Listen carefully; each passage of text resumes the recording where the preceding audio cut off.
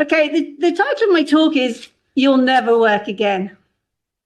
Now, when I lost my last full-time job, I was 55. And in case you're wondering, I'm now 64.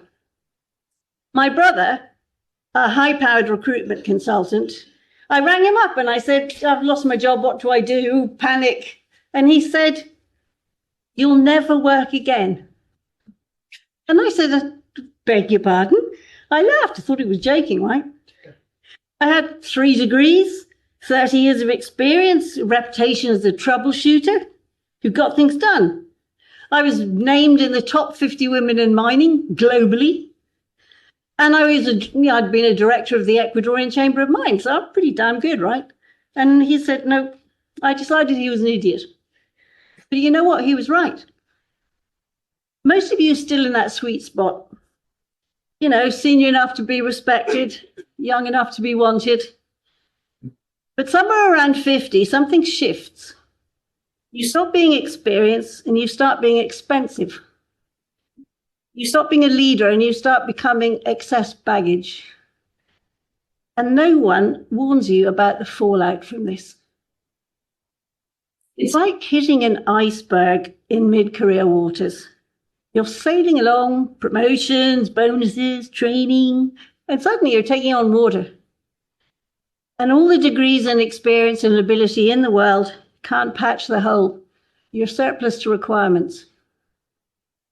Now, we're told the solution is to upskill.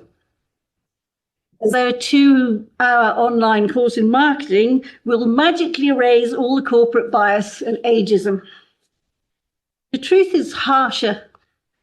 When employers look at an older applicant, they see 3 things: too old, too costly, and probably too set in your ways. So it isn't personal, it's business. And it might be coming soon to a place near you. In the UK, fewer than 1 person in 3 over 50 who lose their jobs find another one within 6 months. And most never do. It's not laziness, it's the market quietly closing their doors on you. Losing a career is a kind of bereavement. You grieve not just the paycheck, but your role, your business card, your status, a sense of being useful. And you can be swamped with shame and resentment. At first you panic. You update the CV, polish the LinkedIn profile, chase old contacts, and bother people who simply can't help you. You cling to the illusion that one more meeting will turn the tide, but after a while something shifts.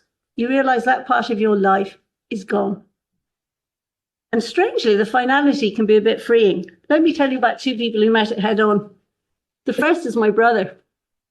Yes, the one who delivered me the bad news. 10 years later, at 52, he was made redundant himself. Okay, I had a quick gloat before empathy set in.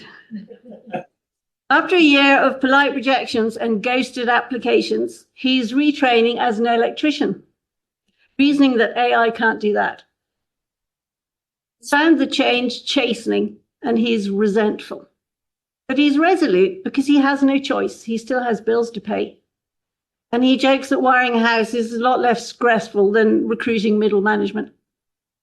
And then there's me. When I couldn't find another job, I reinvented myself as a writer. Now, don't ask me how that happened because that's a bit complicated. I've since written 6 children's books and 21 novels, including a best-selling series, which I'm still writing, and I've just written a chapter for this morning, book 10. I design my own covers. I run my own ad campaigns. I do all my digital marketing, every line of copy, every image, every demographic target. And I can tell you, since marketing was the one thing I didn't want to do, I seem to be doing it most of the day. Stupidly, I imagined these new skills might get me a job. Hey, I'm really good at this. You know, I've got a best-selling series and I've done all these ads. But when I went to the employment agency, they told me there were no jobs available for these marketing skills. Apparently. I earn less a year now than I did once before in a month. It's a breadline income, and at least it's my breadline. My brother builds circuits and I build stories. We're both still producing, just not exactly what we expected. But here's what I've learned. First, your job title is not your identity. The world won't collapse if you stop being head of something. You're still you. Your skills, your judgment, your crap sense of humor, they don't vanish when your ex-colleagues dump you on the scrap heap and take on a teenager. Secondly, it's hard, it's chastening and unfair. But you can remake yourself and build a new career. Look at all our lads here and everything they've been doing. I bet people tell them they couldn't do it. But that's not really an option if you're still paying your bills. Thirdly, you may find the niche you always dreamed of, where you look forward to working every day instead of dreading it. I certainly do. I love writing. It's the bloody market I can't stand. Anyway, so to my fellow MBAs, if you haven't hit the iceberg yet, don't panic. But don't assume you're unsinkable either. It can happen to any of you. Start preparing before it happens. Pay off what you can. Do not waste your money on going out to dinner. Pay your bloody mortgage. Keep learning, not just software updates, but empathy, adaptability, and humility. For heaven's sake, cultivate something that's yours. You might need it to keep you afloat, because when the system rejects what you have to offer, you'll need something to fall back on.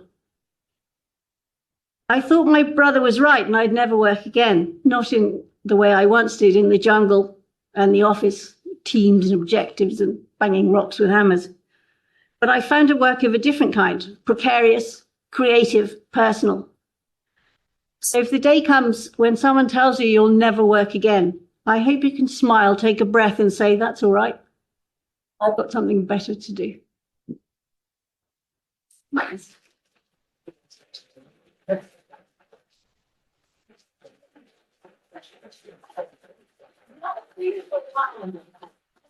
I'm sorry about the lack of slides.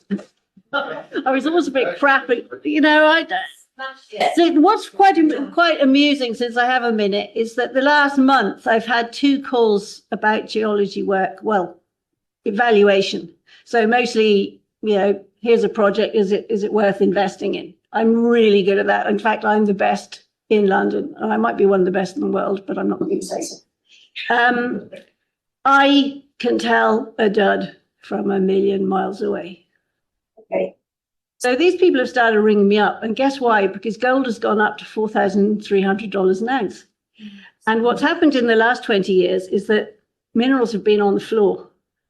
So when the mining price goes down, commodity prices, all the geologists get fired because the directors want to stay earning their money.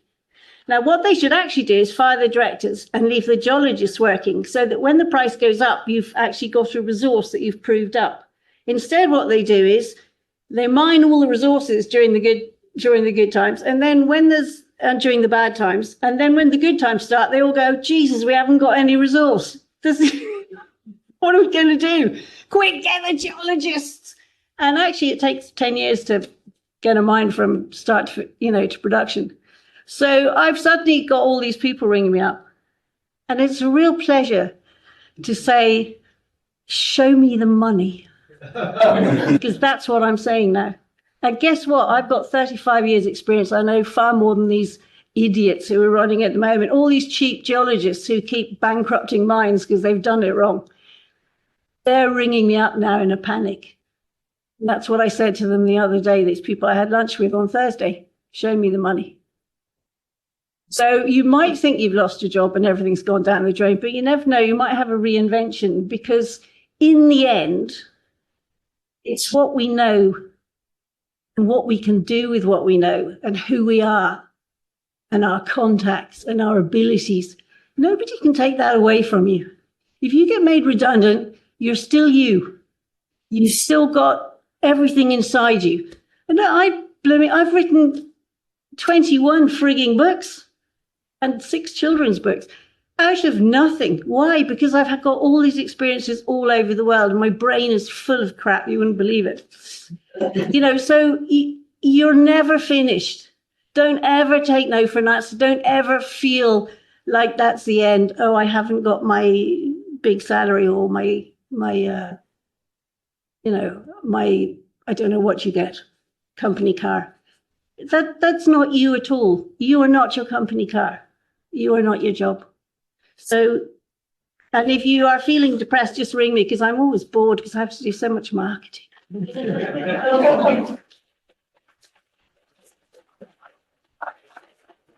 Thank you so much. You can see your linguistic abilities and your presentation. It is fantastic. Thank you very much. Does anyone have a question? Probably not, but So you're all depressed. Sorry. Would you put the books down and go back out to wherever it is, the jungle, for one final trip? Sure. Would you? Yeah, because If they the show thing her is, the money, will you not listen? yeah, the thing is, I'm supposed. They think I'm old too. That's another thing. But I challenge any of you of a race around the concourse. I'm fit and I'm young and I've kept. I can use every software. I know more than anyone out there. And I'm really good at this job. So if you sent me out to do, if these guys actually offered me a proper salary, I'd be able to do most of it at home. Because they sent me a project and I read it and I went, okay, this is wrong, this is wrong, this is wrong, this is wrong, this is wrong. The only thing that isn't wrong is you've actually got mineral in the ground. And it's the only thing that you can't solve. If you don't have any gold, you can't mine it. But everything else, although it might be a red flag or a orange flag, you can usually mitigate stuff if you know how and if you understand how the industry works.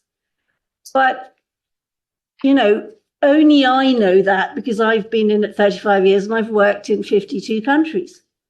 And I speak 4 or 5 languages. I don't even remember how many. Anyway, lots. I know what I'm talking about. Your average tiny geologist straight out of university knows F all. And yet they're the ones who are being employed because they're cheap. And what happens is cheap geologists make a model of a resource. Big company makes £1 billion plant. Cheap geologists have got model wrong. What happens to £50 billion plant? Fucked. So why would you save money on geology? An eloquent exercise. So that's why I'm writing books, because nobody wants me because I know what I'm talking about and I'm too expensive. Thank you. 10 years younger than what you said, so. Plastic surgery. No, I didn't do that. Never. But we've got a little addition to